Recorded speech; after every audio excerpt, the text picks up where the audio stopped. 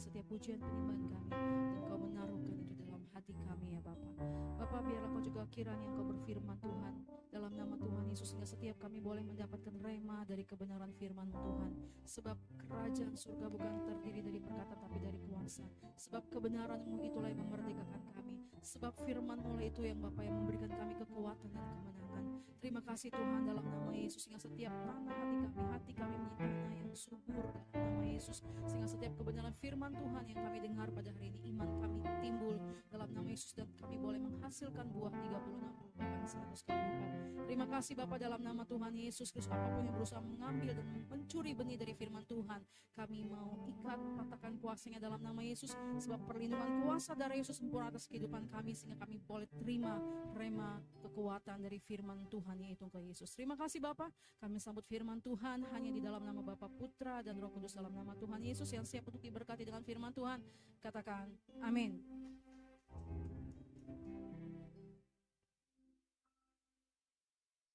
Terima kasih buat youth yang luar biasa boleh melayani pekerjaan Tuhan dalam membawa dan memimpin puji-pujian lewat imam musik dan worship leader. Kita berikan tepuk tangan dulu buat Kristus Yesus Tuhan yang mempercayakan segala sesuatu buat kita. Katakan amin. Haleluya. Ya, shalom semuanya, saudara-saudara dalam Tuhan. Puji Tuhan, kita masuk kepada bulan Mei, di pertengahan bulan Mei. Dan sebentar lagi hitungan kita akan masuk bulan Juni. Nggak terasa hampir satu musim berlalu, ya kan? Semusim berlalu, ya. Namun Kau selalu peliharaku, kasih dan setiamu. Wah, kita mau pujian lagi nih, ya kan? Puji Tuhan. Nah, hari ini tema gereja daripada gereja kita His Grace Church adalah Kingdom Protection. Katakan sama-sama, Kingdom Protection. Perlindungan kerajaan. Wah, keren banget ya. Perlindungan kerajaan loh saudaraku. Saudara bisa nggak? Artinya gini, saudara menghayati bahwa kita ini dilindungi oleh kerajaan. Berarti tanpa kita lihat ada pasukan malaikat, ada tentara-tentara Kristus itu yang memagari kita. Amin.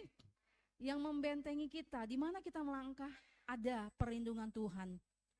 Amin. Itu luar biasa. Berikan dulu tepuk tangan buat kita masing-masing karena ada perlindungan kerajaan yang Tuhan berikan bagi setiap kita. Nah, mari kita buka firman Tuhan dari Matius 6 ayat 9 sampai 10. Apa yang dikatakan oleh firman Tuhan? Injil Matius 6 ayat 9 sampai 10. Ya, demikianlah firman Tuhan, Matius 6 ayat 9 sampai 10. Ini adalah doa Bapa kami ya saudaraku. Karena itu, berdoalah demikian, Bapa kami yang di surga, dikuduskanlah namamu, datanglah kerajaanmu, jadilah kehendakmu di bumi seperti di surga. Amin. Nanti kita, atau mau kita bacakan sampai lengkap yuk. Berikanlah kami pada hari ini makanan kami yang secukupnya, dan ampunilah kami akan kesalahan kami, seperti kami juga mengampuni orang yang bersalah kepada kami. Dan janganlah membawa kami ke dalam pencobaan, tetapi lepaskanlah kami daripada yang jahat. Karena Engkaulah yang empunya kerajaan dan kuasa dan kemuliaan sampai selama-lamanya. Amin. Ya, hari ini kita ambil dari Matius 6 ayat 9 sampai 10 bahwa pada saat kita berkata, Bapa kami yang di surga, dikuduskanlah namamu, datanglah kerajaanmu. Jadi pada saat kita berdoa dengan sungguh-sungguh dalam doa Bapa kami ini mengandung kuasa yang luar biasa. Karena kita mengundang kerajaan surga datang dan hadir, menguasai, memenuhi dan menuntun kehidupan kita. Katakan amin. Ini bukan hanya sebuah kata biasa, tetapi ini mengandung kekuatan yang luar biasa. Kerajaan surga hadir dalam hidup saudara dan saya. Kerajaan surga hadir dalam pekerjaan saudara dan saya. Kerajaan surga hadir dalam ibadah gereja kita. Katakan amin. Kerajaan surga hadir dalam keluarga kita. Jadilah kehendakmu di bumi seperti di surga. Amin. Nah, mari kita buka slide berikutnya apa yang dikatakan di sini, yaitu Kingdom Protection. Berarti hari ini Tuhan mau berbicara bagi setiap kita ada perlindungan Tuhan, ada perlindungan kerajaan bagi setiap kita. Dikatakan di sini Yesus tidak melarang menyimpan harta, tetapi mengajarkan tentang bagaimana cara menyimpan harta. Saudara, tentunya pasti sebagian dari berkat yang Tuhan berikan, sebagian dari rezeki yang saudara terima, sebagian dari apa yang saudara miliki, mungkin ada yang menyimpan di tabungan, ada deposito, ada yang masih menyimpan di bawah bantal, ya kan? Udah nggak zamannya lagi ya Pak ya. Nah di sini dikatakan Yesus tidak melarang menyimpan harta, tetapi mengajarkan tentang bagaimana cara menyimpan harta. Matius 6 ayat 19 berkata, janganlah kamu mengumpulkan harta di bumi ngengat dan karat merusakkannya, dan pencuri membongkar serta mencurinya. Alkitab mengatakan dalam Matius 6 ayat 19. Mungkin ada yang berkata, enggak kok pastor, saya menyimpannya di deposito, enggak ada karat, enggak ada ngengat. Ya juga sih ya kan? Saya menyimpannya harta saya dengan saya investasi rumah atau investasi yang lain, saya menyimpan harta saya di situ gitu kan ya. Tapi sesungguhnya dikatakan dalam Alkitab, janganlah kamu mengumpulkan harta di bumi, karena di bumi ngengat dan karat merusakkannya, dan pencuri membongkar serta mencurinya. Ya bagus kita menabung, ya sebagian kalau kita bisa menabung ya menabung gitu kan ya. Beberapa waktu lalu juga pas kita mendengarkan firman Tuhan, sebagian 1/20, 1/10 ya ditabungkan kalau bisa. Kalaupun belum bisa ya Tuhan juga pasti akan memelihara dan memberkati kita, amin. Karena pada waktunya semuanya pasti apa yang kita butuhkan Tuhan juga pasti menyediakan dan mencukupinya. Karena firman Tuhan berkata, Dia Tuhan yang memenuhi segala kebutuhan, keperluan saudara dan saya menurut kekayaan dan kemuliaan di dalam Kristus Yesus. Nah, kalau ngengat itu dapat merusak harta atau sebagian daripada mungkin harta benda milik kita. Kalau kita perhatikan, mungkin kita punya furniture udah lama, kita lihat kok udah mulai sompel-sompel dikit gitu kan ya. Ya kan? Karena ya proses oksidasi ya, dalam arti dengan waktu berjalan, tapi mungkin juga masih bagus, dan kita percaya bahwa ya Tuhan melindungi harta benda milik saudara dan saya sehingga tidak ada pencuri yang mengambilnya. Katakan amin. Ya, kita buka slide berikutnya. Di sini dikatakan 3 masalah yang mengancam harta di bumi. Oke, 3 masalah yang mengancam harta di bumi. Apa itu saudaraku? Nah, pertama dikatakan ngengat. Kerusakan yang disebabkan binatang. Biasanya yang merusak furniture itu kayu-kayu itu binatang apa ya namanya ya? Rayap ya. Rayap ya, dia suka makan yang kayu-kayu yang mungkin udah agak lapuk, yang agak lembab. Lama-lama dia semakin rusak. Benar ya Pak ya? Nah, ngengat kerusakan yang disebabkan binatang. Dan kedua, kalau kita baca di slide berikutnya yaitu karat. Kerusakan yang disebabkan oleh gangguan alam, proses oksidasi. Kita lihat ini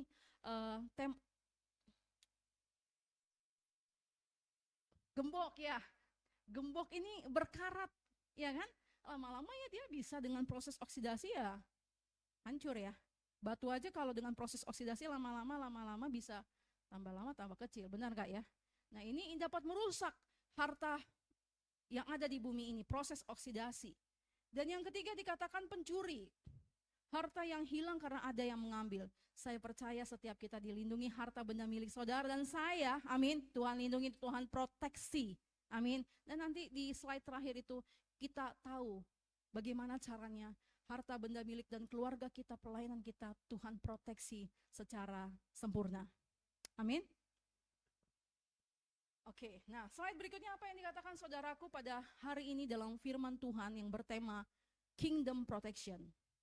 Di sini dikatakan kekayaan atau harta harus disimpan, dikelola dengan cara kerajaan surga beroperasi agar tersedia perlindungan dari Tuhan. Katakan amin. Saya ulangi lagi, kekayaan saudara, harta benda milik saudara dan saya harus disimpan, dikelola dengan cara kerajaan surga beroperasi agar tersedia perlindungan dari Tuhan. Seperti tadi temanya adalah kingdom protection.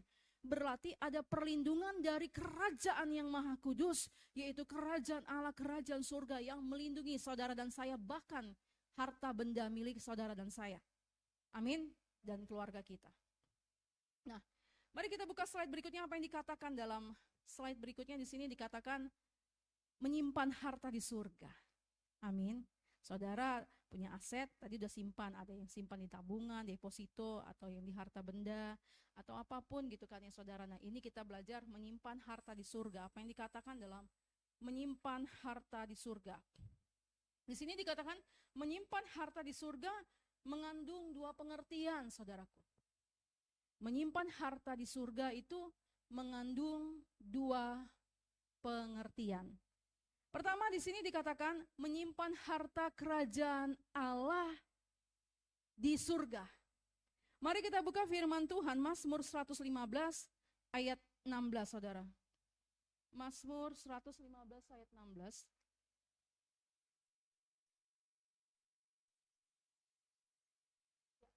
Demikianlah firman Tuhan, kita baca bersama-sama apa yang dikatakan Mazmur 115 ayat 16. Langit itu langit kepunyaan Tuhan, dan bumi itu telah diberikannya kepada anak-anak manusia. Amin. Langit itu adalah langit kepunyaan Tuhan, dan bumi itu telah diberikannya kepada anak-anak manusia. Jadi segala sesuatu yang sesungguhnya menurut Alkitab, firman Tuhan katakan yang ada di bumi itu Tuhan telah berikan bagi kita. Seperti yang kita boleh dengar minggu lalu bahwa Tuhan memfasilitasi kita. Tapi belum kenyataannya, Pastor, kita terima dulu dengan iman. Katakan amin. Ingat gak saudara bahwa pada saat kita mau menerima segala sesuatu yang kita inginkan, kita harus punya kunci untuk membukanya. Amin ya. Misalnya kita ingin membuka pintu atau lemari yang terkunci, kita harus punya kuncinya. Benar gak? Kalau nggak pas kuncinya bisa masuk nggak? Kecuali kalau dirusak. Tapi tentunya kita mau memiliki kunci, dan kunci itu adalah iman. Katakan amin, iman. Ya kan? Jadi menyimpan harta kerajaan Allah di surga. Dan kedua dikatakan di sini, saudaraku, menyimpan harta kerajaan surga di bumi. Tadi pertama adalah menyimpan harta kerajaan Allah di surga, menyimpan harta kerajaan surga di bumi. Ada dua ya, menyimpan harta kerajaan Allah di surga, dan menyimpan harta kerajaan surga di bumi. Oke, nah mirip-mirip, tapi kalau kita hayati ini hal yang luar biasa, yang pasti ada sebuah makna yang akan memberkati kita semua. Amin. Jadi kita pelan-pelan ya, menyimpan harta kerajaan Allah di surga. Poin yang pertama di sini dikatakan menyimpan harta kerajaan Allah di surga. Tadi kita telah baca langit itu adalah langit kepunyaan Tuhan, dan bumi itu telah diberikan kepada anak-anaknya. Jadi kita harus punya iman untuk dapat menikmati segala sesuatu yang Tuhan berikan di bumi ini. Amin.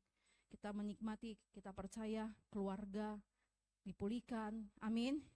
Kehidupan kita bersama keluarga kita, pekerjaan kita, pelayanan kita, semuanya, bahkan fasilitas semuanya pun Tuhan berikan untuk kita dapat menikmatinya. Amin. Ya. Di sini dikatakan, investasikan barang atau sesuatu yang tidak kekal untuk sesuatu yang kekal. Investasikan barang atau sesuatu yang tidak kekal untuk sesuatu yang kekal. Kita buka yuk firman Tuhan, nanti kita sama-sama menghayatinya dan firman Tuhan memberkati kita. Matius 22 ayat 37 sampai 40, apa yang dikatakan? Injil Matius 22 ayat 37 sampai 40. Saudara tadi belum? Kita bangkit berdiri, kita baca firman Tuhan yuk. Injil Matius 22 ayat 37 sampai 40. Kita baca bersama-sama 3, 2, 1. Jawab Yesus kepadanya, kasihilah Tuhan Allahmu dengan segenap hatimu, dan dengan segenap jiwamu, dan dengan segenap akal budimu. Itulah hukum yang terutama dan yang pertama. Dan hukum yang kedua yang sama dengan itu ialah kasihilah sesamamu manusia seperti dirimu sendiri. Pada kedua hukum inilah tergantung seluruh hukum Taurat dan kitab para nabi. Amin. Kasihilah Tuhan Allahmu dengan segenap hatimu. Dikatakan di sini dengan segenap hati, berarti berbicara mengenai sikap hati kita, saudaraku. Benar nggak ya? Artinya ada orang yang Tuhan berbicara bagi kita pada hari-hari ini untuk kita lebih sungguh-sungguh mengasihi Tuhan. Katakan amin. Tuhan berbicara bagi setiap kita untuk sungguh-sungguh hati kita ini melekat kepada Tuhan. Bahkan Tuhan mau pada saat kita beribadah, kita benar-benar bukan hanya sekedar, oh iya hari Minggu adalah hari ibadah. Tapi pada saat kita datang beribadah, kita memiliki sebuah kerinduan bahwa kita ingin mengungkapkan rasa cinta kita, rasa syukur kita kepada Tuhan lewat pujian penyembahan kita. Amin. Kita mau mengucap syukur untuk semua kebaikan Tuhan lewat pelayanan kita. Sehingga seorang pelayan, para pelayan Tuhan kita harus lebih sungguh-sungguh lagi mempersiapkannya. Amin. Misalnya kita dipercaya dalam hal mimpin pujian, kita dipercaya dalam hal memainkan musik, kita dipercayakan untuk menyampaikan firman Tuhan, kita dipercayakan untuk bahkan hal-hal yang mungkin tidak terlihat gitu, atau mungkin yang mungkin sederhana, penerima tamu, atau mempersiapkan semuanya lah, saudaraku. Tuhan mau kita benar-benar membawa hati kita, karena enggak semua orang dapat melayani pekerjaan Tuhan. Jadi kalau kita dipercaya untuk melayani pekerjaan Tuhan, berarti sesuatu yang besar, sesuatu yang nilainya sangat mahal itu Tuhan berikan bagi setiap kita. Amin, saudaraku. Jadi investasikanlah barang atau sesuatu yang tidak kekal untuk sesuatu yang kekal. Contoh sederhananya seperti ini, saudaraku. Puji Tuhan, gereja kita sekali 3 bulan, gereja His Grace Church mengadakan pelayanan ke lapas. Benar nggak? Saudara merogoh atau mengambil dari bagian dari rezeki berkat saudara berbagi. Benar nggak? Nggak lihat dari nilainya.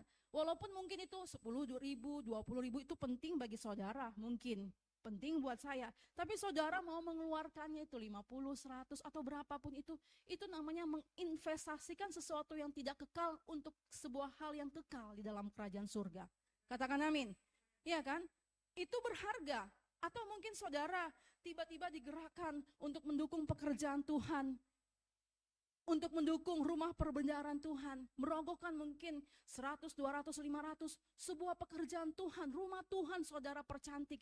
Itu juga adalah menggambarkan sebuah, menginvestasikan sesuatu yang tidak kekal kepada kekekalan. Amin. Supaya rumah Tuhan indah dan cantik. Amin. Saudara dalam berjalan tiba-tiba ada ibu-ibu atau ada orang tua yang mungkin berjalan, dia dengan pelan-pelan tertunduk, dan saudara tiba-tiba digerakkan hatinya untuk mengeluarkan dari dompet saudara, mungkin 5.000, mungkin 10.000 kepada seorang yang tidak dikenal. Ya kan? Bukankah itu berbicara hati, saudaraku? Kalau saudara tidak digerakkan Tuhan dan tidak punya hati, saudara akan berpikir, siapa dia? Dia bukan ibu saya, dia bukan saudara saya. Tapi karena saudara punya hati yang dimana Tuhan taruhkan hatinya dalam hidup saudara dan saya, saudara mau berbagi. Katakan amin. Saya percaya saudara semua di sini pasti pernah melakukan itu. Menolong orang lain, bahkan ibu-ibu yang atau orang tua. Tempo hari gitu kan ya, udah lama sih yang baru-baru ini lah kan. Kemudian saya udah capek dalam perjalanan pulang gitu. Ada ibu-ibu yang saya sedih gitu kan ya sambil saya ngusapin. Dia jalan, dia nggak ada minta gitu kan ya. Dia nggak ada minta, nggak ada. Saya jalan gitu. Saya jujur pada saat itu juga lagi terbatas gitu kan ya. Tapi pada saat seperti itu, ya ampun Tuhan, hati saya terenyuh. Bahkan saya seperti, hati saya sangat tersentuh dan seperti kayak mata saya kayak pengen nangis gitu kan ya. Dan saya keluarkan yang mungkin nggak bernilai, tapi maksudnya ini ibu dan saya tuh nggak makan bubur. Ibu mau makan bubur gitu kan ya. Ibu mau makan bubur. Mau Neng, dia bilang begitu kan ya. Terus kemudian Pak pesanin tapi jangan pakai kacangnya. Dan hati saya itu seperti kayak mau nangis gitu ya. Ya Tuhan, dalam arti di sini kita belajar mengucap syukur. Kadang kita merasa hidup kita mungkin susah, tapi ternyata ada orang lain yang lebih susah, saudaraku. Makasih ya Neng, tapi jangan, dia mungkin udah giginya udah ompong, dia nggak ada minta-minta saudara, tapi dia jalan begini dengan memang dia pegang gini. Terus saya kasih lagi, terus saya iniin karena dia agak bungkus saudaraku. Dan saya percaya Bapak Ibu saudara di sini, anak-anak muda, apakah engkau punya hati kepada orang-orang yang mungkin di luar sana? Apakah engkau punya hati yang tiba-tiba terenyuh melihat orang yang kayaknya engkau memiliki hati untuk hal itu. Itu adalah gambaran sebuah menginvestasikan yang tidak kekal atau menyisihkan uang jajanmu untuk sebuah hal yang kekal di dalam Tuhan. Amin. Berbagi, menolong, membangun pekerjaan Tuhan atau apa saja yang saudara kerjakan buat pekerjaan Tuhan. Saudara melihat, gereja saya kurang ini. Saudara berinisiatif mendukungnya, membelinya, mensupportnya. Bukankah itu suatu hal yang saudara sedang investasikan untuk sebuah hal yang namanya kekekalan dalam kerajaan surga? Katakan amin. Saudara dan saya melakukan itu, kita tepuk tangan lagi buat Tuhan. Amin. Di sini dikatakan, kasihilah Tuhan Allahmu dengan segenap hatimu. Sebentar saudara, saya mungkin agak sedikit lari, tapi dalam arti masih tetap dalam firman Tuhan. Tuhan berbicara bagi setiap kita untuk hati kita itu melekat kepada Tuhan. Dan menjaga hati kita dalam perjalanan kita sebagai seorang pengikut Kristus, kan? Amin. Karena di luar sana, saudaraku, banyak sekali hal-hal yang mungkin kejahatan, mungkin hal-hal yang sangat tidak enak kita lihat, keserakahan, korupsi, ataupun kejahatan-kejahatan yang sebenarnya itu dimulai atau didasari karena kurang kasih, benar nggak? Kalau kita memiliki kasih Kristus, tentulah kejahatan itu tidak terjadi. Kalau kita memiliki kasih Kristus, tentulah tidak ada namanya amarah, dendam, kebencian, sesuatu hal yang peperangan, benar nggak? Tapi di luar sana kita melihat, dan mungkin nggak hanya di luar sana, tapi mungkin di antara atau berada di lingkungan orang-orang yang kita kenal. Hal itu terjadi. Karena apa? Karena kasih itu berkurang, kasih itu bocor, atau juga belum mengenal kasih Kristus. Dan saudara dan saya yang ada di sini, Tuhan mau setiap kita dipulihkan, dipenuhi dengan kasih sehingga bejana kita tidak bocor. Katakan amin. Sehingga kita dapat mengasihi, supaya kita dapat membagikannya, mengimpartasikan kasih itu dalam kehidupan kita masing-masing. Amin saudaraku. Mengimpartasikan kasih itu. Karena Tuhan itu sangat mengasihi saudara. Teringat dalam sebuah penciptaan Tuhan yang semula. Perkataan Tuhan, baiklah kita menjadikan manusia segambar serupa dengan kita. Dalam bahasa aslinya ini, saudaraku, bahasa Ibraninya, segambar ini adalah basal menu, saudaraku. Segambar. Nah, kalau bahasa Ibrani itu, bahasa asli itu dapat diterjemahkan sampai dengan 2, 5, atau bahkan 10. Dan dipilihlah yang mendekati, yang pas dengan bahasa Indonesia oleh LAI. Oke? Nah, dalam gambaran yang membuat saya terberkati dan saya mau sharing kepada saudara, yaitu gambaran segambar ini bukan hanya sebuah gambar, tapi lebih kepada pengertian yang mendalam, yaitu like a shadow, saudaraku. Apa itu maksudnya, Pastor? Kalau gambar mungkin saya sudah pernah sampaikan, tapi saya mau sampaikan lagi. Gambar kita mungkin ada di rumah orang tua kita, mungkin nun jauh di pulau mana, di kota mana, atau gambar kita ada di luar negeri sana karena kita mungkin ada di medsos, benar nggak Pak ya, Pastor ya? Nah, itu gambar, sesuatu yang jauh mungkin, tapi kalau kita berbicara mengenai segambar dengan pengertian dari bahasa Ibraninya itu like a shadow, itu adalah sebuah gambaran bayangan saudara. Amin. Apakah bayangan saudara jauh daripada saudara? Nggak mungkin bayangan saya ada di depan lobi hotel. Gak mungkin bayangan saya ada jauh di sana. Saudara boleh melihat di ubin, pasti ada bayangan saudara kan? Nah itulah dalam gambaran, yaitu samenus, gambar, yaitu saudara dan saya. Tuhan mau saudara dan saya memiliki yang sebuah kemelekatan dengan Tuhan. Katakan amin. Like a shadow, artinya di mana Tuhan berada, disitulah kita boleh mempresentasikan sebagai representatif, sebagai wakilnya Tuhan. Katakan amin. Namun karena dosa terputus, makanya kita baca dalam Kejadian berikutnya, pada saat Tuhan Allah berkata, di manakah engkau? karena bayangan itu terputus. Tapi kabar baik puji Tuhannya, Yesus datang untuk menebus saudara dan saya, sehingga kita kembali terhubung. Amin. Sehingga lagu itu sangat tepat yang tadi kita nyanyikan. Ku terhubung denganmu, selalu melekat di hatimu. Firman-Mu itulah dasar hidupku, yang berdaulat atasku. Amin. Membuat kita terhubung. Penebusan Yesus membawa kita kembali terhubung dengan Tuhan. Jadi saat saudara melayani Tuhan, saat saudara melangkah, saat saudara berpikir, Tuhan mau nih hati kita tetap melekat. Karena segala sesuatunya digerakkan oleh hati, benar enggak saudara? Saudara menabur, saudara memberi, saudara mengampuni, saudara mendoakan, semua itu dari hati. Dan Tuhan sedang mencari orang-orang yang hatinya melekat kepada Tuhan. Amin. Pada saat kita melekat hati kita kepada Tuhan, maka Tuhan akan meluputkan kita. Tuhan membentengi kita. Tuhan mendengar dan menjawab doa-doa kita. Amin. Nah, kembali lagi kepada slide, investasikan barang sesuatu yang tidak kekal untuk sesuatu yang kekal. Kalau kita merasa hitung-hitungan Tuhan, kita bisa kok berdoa, berikan aku hati seperti hatimu. Berikan aku pikiran seperti pikiranmu. Berikan aku perasaanmu Tuhan, sehingga apapun yang kita lakukan, kita membawa itu kepada Tuhan dengan hati kita.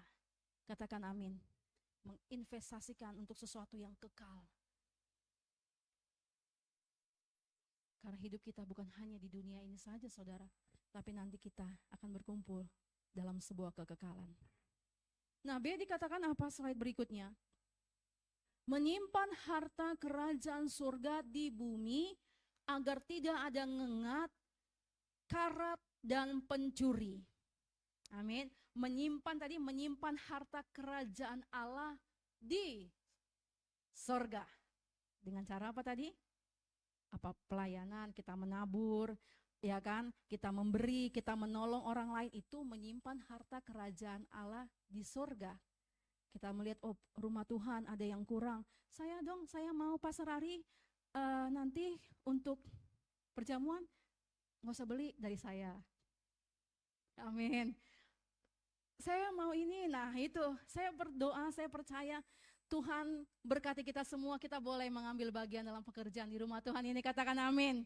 Anak-anak muda nanti kalau sudah bekerja ingat, jangan lupa memberikan persembahan sulungmu buat pekerjaan Tuhan, rumah Tuhan, amin. Tuhan memberkatinya, amin. Haleluya. Nah, menyimpan harta kerajaan surga di bumi agar tidak ada ngengat, karat, dan pencuri. Dan di sini dikatakan slide berikutnya, untuk menerima proteksi Tuhan agar tidak dirusak dan hilang, maka harta harus diberi label kerajaan surga. Haleluya. Harus diberi label kerajaan surga dalam sebuah administrasi perkantoran, apakah itu bagian finance, apakah itu bagian HRD, apakah itu bagian apapun, pasti ada labelnya, benar gak? Filenya atau banteksnya rahasia. Ya kan?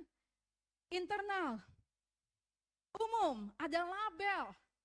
Kalau hal itu saja dalam dunia ini ada labelnya, jadi memudahkan untuk mencari, oh ini bagian keuangan, ini yang sifatnya rahasia, ini yang sifatnya umum, ini yang sifatnya internal di dalam administrasi perkantoran. Benar ya? Nah, di sini dikatakan untuk menerima proteksi Tuhan agar harta tidak dirusak dan hilang, maka harta harus diberi label kerajaan surga. Dicap, ini milik surga. Ini ada milik kerajaan surga.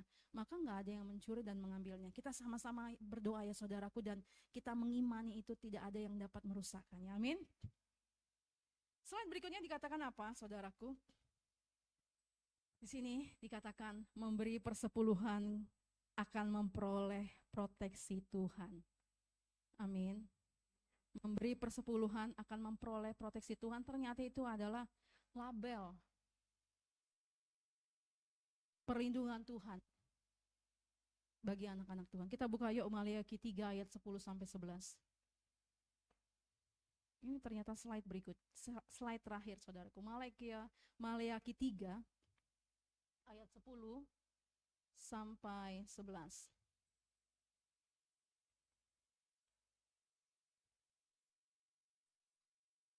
Ya, apa yang dikatakan kita baca bersama-sama ya saudaraku. 3, 2, 1. Bawalah seluruh persembahan persepuluhan itu ke dalam rumah perbendaharaan, supaya ada persediaan makanan di rumahku. Dan ujilah aku, firman Tuhan semesta alam, apakah aku tidak membukakan bagimu tingkap-tingkap langit dan mencurahkan berkat kepadamu sampai berkelimpahan. Ayat 11. Aku akan menghardik bagimu belalang pelahap, supaya jangan dihabisinya hasil tanahmu, dan supaya jangan pohon anggur di padang tidak berbuah bagimu, firman Tuhan semesta alam. Di sini dikatakan saudaraku, bawalah seluruh persembahan persepuluhan itu ke dalam rumah perbendaharaan Tuhan, gereja.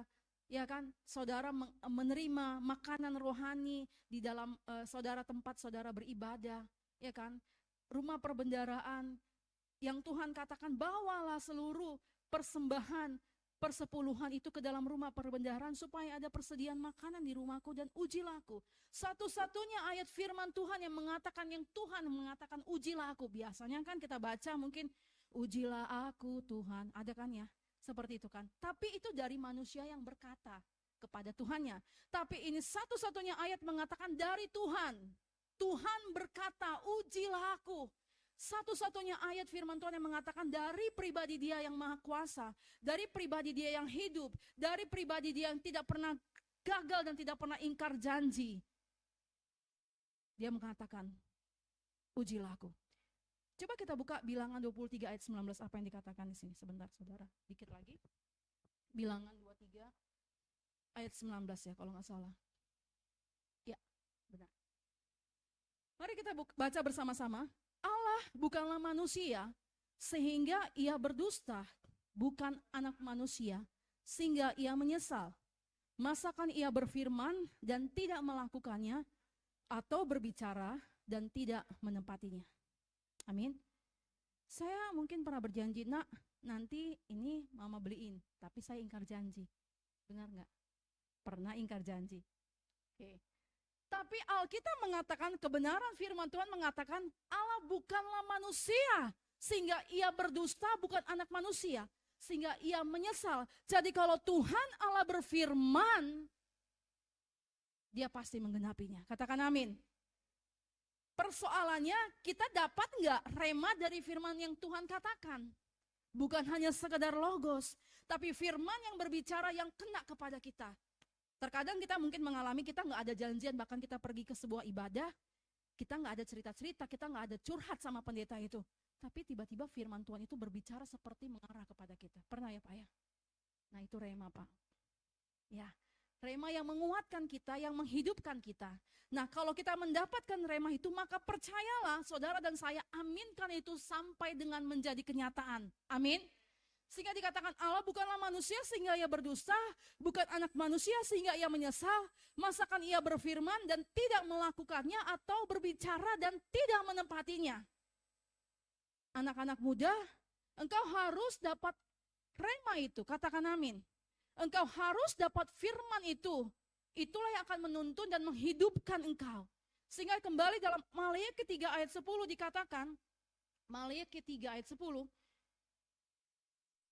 bawalah seluruh persembahan persepuluhan, dan dikatakan di sini, dan ujilah aku, firman Tuhan semesta alam, apakah aku tidak membukakan bagimu tingkap-tingkap langit dan mencurahkan berkat kepadamu sampai berkelimpahan. Saya jujur dalam masa remaja saya waktu awal-awal, dalam arti nggak ngerti akan ayat ini, nggak ada yang menyampaikan, ya kan? Sehingga waktu saya pernah kerja gitu, masih baru tamat dari kuliah sekuler saya gitu, dan saya nggak ngerti dan saya menggunakan logika saya, hitung-hitungan saya gitu saudaraku. Seandainya nih Seandainya saya memberikan persembahan persepuluhan saya atau persembahan sulung saya pertama kali saya dulu waktu masih usia 20-an kerja, saya percaya Tuhan tuh akan lebih luar biasa lagi. Jadi anak-anak muda di sini yang mana masih anak-anak muda? Ya. Berapa tahun ke depan engkau kerja? Nggak usah jawab, tapi buat dalam hati, Tuhan, aku mau memberikan persembahan pertamaku buat rumahmu Tuhan. Saudara, anak-anak muda berani nggak ngomong gitu? Saya ingatkan itu kepada anak saya nanti, Maria, kalau sudah kerja harus berikan itu kepada pekerjaan tuan rumah Tuhan. Dan dalam perjalanan udah bekerja, ya udah boleh berikan persembahan persepuluhan. Supaya apa? Kita melihat dan sama-sama menguji apakah itu firman Tuhan adalah ya dan amin. Dan saya juga menyadari beberapa saya juga pernah jujur gitu saudaraku, pernah mungkin bukan tidak memberikan ya saudaraku, dalam beberapa waktu yang sudah lama gitu kan ya. Tapi saya melihat bagaimana pada saat saya setia, nggak tahu gimana caranya, ada saja berkat Tuhan, ada saja mukjizat Tuhan. Amin. Mungkin saudara berpikir anak-anak muda mungkin, aduh berharga banget. Kadang-kadang kita juga hitung-hitungan gitu ya. Tapi udah tutup mata aja. Dan artinya pada saat kita tutup mata aja memberi, udah biar itu urusan Tuhan. Benar gak? Satu hal yang saya dengar dari seorang hamba Tuhan, dia punya gereja yang besar, dia mengatakan waktu pertama kali dengar suara Tuhan untuk memberikan persembahan persepuluhan. Tuhan, gimana saya mau ngasih persembahan persepuluhan? Saya aja kurang, ya kan gitu kan ya. Hitung-hitungannya, dia katakan dia dapat transferan dari orang tuanya 200.000 sekian kalau nggak salah ya, pada zaman dia waktu masih kuliah. Itu aja kurang, dia bilang gitu. 20.000, itu aja kurang, dia bilang gitu. Tapi kenapa setiap dia ibadah, dia dengar pendeta yang tidak dia kenal berbicara mengenai persepuluhan. Dia ibadah lagi, dia dengar bicara mengenai itu. Akhirnya kemudian dia memberikan, dia mau taat, dia ambil persepuluhannya. Dan berbicara begini, kalau engkau tidak memberikan persepuluhan, kurang kan? Ya kan? Tapi kalau engkau memberikan persembahan persepuluhan, kurang juga. Jadi sama aja, benar nggak ya? Jadi milih yang mana? Ya udah kasih aja ya. Karena persepuluhan itu berbicara mengenai ketaatan, saudaraku. Amin. Saya juga belajar untuk taat. Bukan berarti saya, wah sudah super taat. Tidak, saudaraku. Kita sama-sama berjuang. Kita sama-sama belajar. Kita sama-sama belajar untuk melakukan firman Tuhan dengan ketaatan. Amin. Nah, kemudian dia melakukan itu, dia bilang, pada saat dia melakukan dan dia bercerita, kemudian orang tuanya menghubungi dia, bukan menghubungi. Pada saat itu wesel ya, yang dia nggak dapat dan dapat surat yang katakannya bahwa orang tuanya tidak akan mengirimkan dia lagi. Bayangkan saudara seorang mahasiswa nggak dapat kiriman dari orang tua. Zaman kita mahasiswa itu sangat berarti ya Pak Pasar ya. Benar nggak ya? Gitu kan ya. Dia nggak dapat kiriman lagi sampai dia pernah merasakan namanya sampai dia tertidur di lantai terlelap, bukan karena dia berdoa di dalam hadirat Tuhan, tapi karena dia kelaparan dan dia lemas, saudaraku. Ya kan? Sampai dia bilang, ya ampun, dia harus mengalami seperti itu. Sampai akhirnya dia mengalami mukjizat, dalam arti ada aja cara Tuhan menolong dia. Bukan berarti langsung kita kasih persepuluhan, langsung berkat Tuhan itu banyak, enggak. Ya kan? Tapi di sini kita diajari untuk taat. Anak-anak muda siap ya, nanti kalau udah kerja, berikan persembahanmu yang terbaik. Persembahan sulung itu harus, saya katakan wajib karena ada ayatnya. Dan persembahan persepuluhanmu, persembahan persepuluhan kita buat Tuhan. Mari kita belajar taat untuk tidak hitung-hitungan kepada Tuhan. Karena ayat selanjutnya dikatakan, aku akan menghardik bagimu belalang pelahap, supaya jangan dihabisinya hasil tanahmu, dan supaya jangan pohon anggur di padang tidak berbuah bagimu, firman Tuhan semesta alam. Saya terus bertobat, saya terus belajar untuk taat. Katakan taat. Saya mau taat Tuhan. Saya mau taat Tuhan. Saya mau taat Tuhan. Amin. Karena firman Tuhan mengatakan dia akan menghardik dari kehidupan kita belalang pelahap. Artinya Tuhan melindungi bukan hanya keuangan kita, tapi keluarga kita juga. Amin. Pasangan kita, anak-anak kita, pekerjaan kita, Tuhan lindungi. Katakan amin. Kita sama-sama belajar untuk tidak hitung-hitungan. Saya belajar, saudara juga mau belajar. Amin. Memberikan persepuluhan akan memperoleh proteksi Tuhan. Amin. Saya mengundang untuk imam musik dan imam pujian untuk boleh maju ke depan. Bahwa Tuhan berfirman, berkata bagi kita, mari kita mengumpulkan harta kerajaan Allah di surga dan harta kerajaan di bumi.